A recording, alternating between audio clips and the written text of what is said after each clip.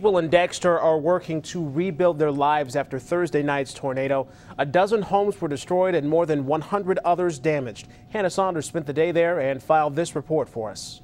My brother was outside playing, and then we heard the sirens, and my mom started freaking out. We're like, oh, Mom, relax. Like, it's just like any other siren. Nothing's going to happen. Kayla Owsley is glad she paid attention to those sirens. We finally gave in and went down to the basement. Then we were sitting there, and then we heard this shake, and we're like, oh, wait. And my friend dove over to my brother, and I'm cuddling with my dog.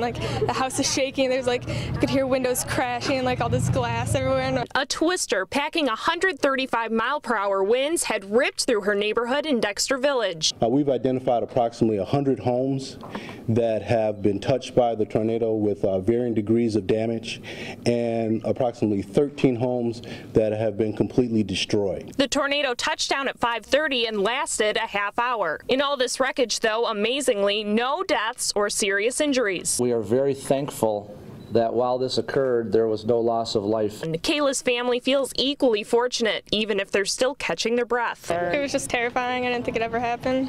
In Dexter, Hannah Saunders, Fox 47 News. And possible scammers have set their sights on the village of Dexter.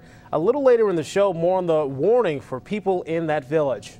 And as Hannah mentioned, luckily no one was killed or seriously injured Thursday night. Rescue workers say that's because everything went by the books handling the emergency situation. The response and the coordinated effort of all the first responders, I think it is, again, it speaks to a number of different things: preparation, and then putting into action those plans.